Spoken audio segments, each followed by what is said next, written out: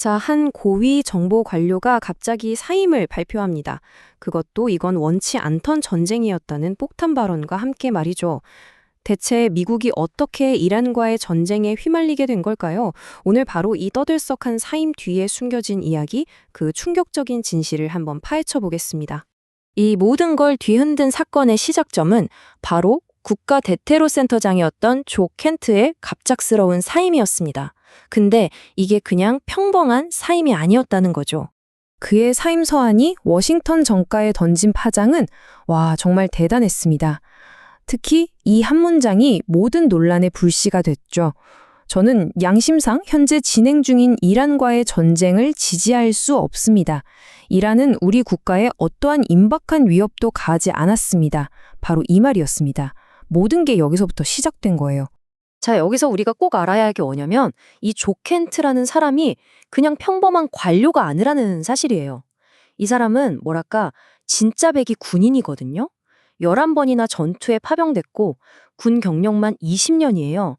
심지어 복무기간 내내 이란의 대리 세력들이랑 직접 싸워본 그야말로 현장 전문가죠. 이런 사람이 경고를 하니까 그 무게가 정말 다를 수밖에 없었던 겁니다. 켄트의 사임은 우리에게 아주 근본적이면서도 좀 당혹스러운 질문 하나를 던집니다. 도대체 어떻게 이런 일이 벌어진 걸까요? 10년 동안 새로운 전쟁은 절대 없다고 그렇게 외치던 대통령이 어떻게 미국을 전쟁으로 이끌게 된 걸까요? 이게 바로 이번 사건의 핵심 미스터리입니다. 생각해 보세요. 트럼프 대통령은 늘 중동에 개입해봤자 중국 같은 경쟁자들만 좋은 일 시키는 거다라면서 누구보다 전쟁에 반대해왔잖아요. 그렇다면 대체 무엇이 이 모든 걸 바꾼 걸까요? 이 극적인 정책 변화에 대한 조 켄트의 주장, 지금부터 하나씩 따라가 보겠습니다. 자, 그럼 이 전쟁이 어떻게 시작됐는지 그 속을 한번 해보죠. 켄트의 주장을 제대로 이해하려면 먼저 정부가 공식적으로 내세운 명분이 뭔지부터 살펴볼 필요가 있습니다. 정부가 내세운 공식적인 이유는 아주 간단했습니다. 이란으로부터 임박한 위협이 있었고 우린 그걸 막아야 했다는 거죠. 하지만 켄트원은 한 고위 관료의 발언을 딱 짚으면서 이 공식 발표 뒤에는 전혀 다른 이야기가 숨어 있다고 주장해요. 자, 이 발언을 자세히 한번 뜯어보면 정말 흥미로운 지점이 보입니다. 국무장관이 이란이 갑자기 우리를 공격하려 했다고 말하는 게 아니에요. 오히려 그 반대죠. 이스라엘의 행동이 있을 거라는 걸 알았고 그 행동이 미군에 대한 공격을 촉발할 거라는 걸 알았다는 겁니다.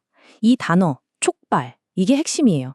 바로 이 지점이 켄트가 폭로하는 가장 핵심적인 부분입니다. 그러니까 공식적인 이유는 이란의 위협이었지만 켄트가 보기엔 그게 아니라는 거죠. 진짜 위협은 이란이 아니라 이란을 공격하려던 이스라엘의 계획에서 나왔다는 겁니다.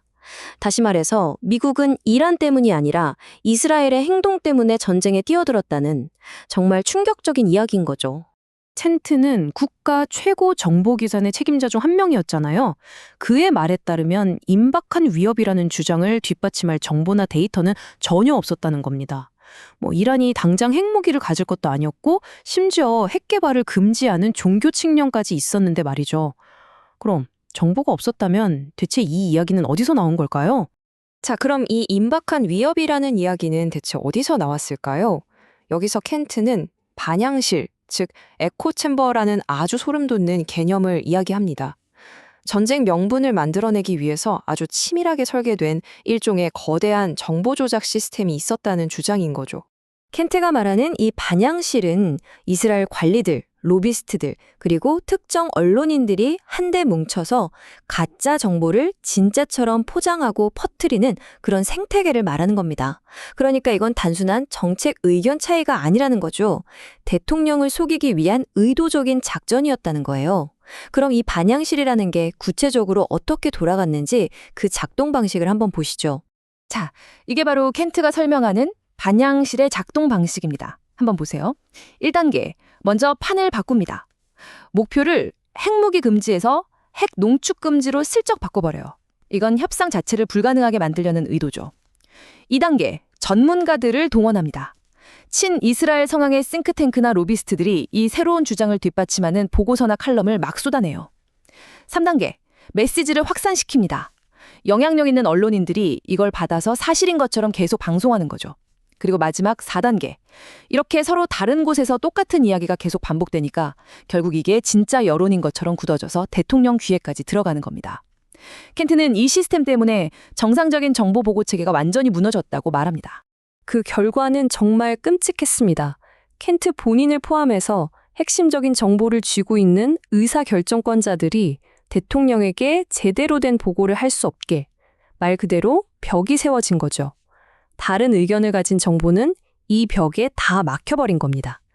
결국 대통령은 자기 정보기관의 공식적인 분석이 아니라 이 반향실을 통해 세탁되고 가공된 정보에 근거해서 전쟁이라는 엄청난 결정을 내리게 된 거고요. 상황이 정말 암울하게 들리지만 켄트의 사임은 그냥 이건 잘못됐다고 외치는 것에서 끝나지 않았습니다. 그는 이 어려운 상황을 헤쳐나갈 수 있는 잠재적인 해법까지 함께 제시했거든요.